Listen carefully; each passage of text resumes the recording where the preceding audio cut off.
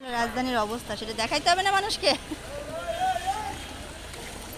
হ্যাঁ, রাজধানীর এই অবস্থা সেটা দেখবি না। তোমার তো সারা শরীর ভিজে আব্বু। হ্যাঁ, আমার মনে হয় পানি উঠবে না আমাদের পায়ে না।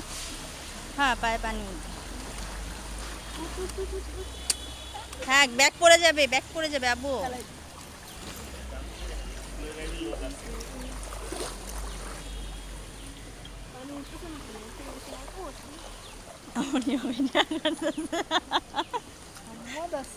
এই দোকানে কেউ আল্লাহ কি অবস্থা।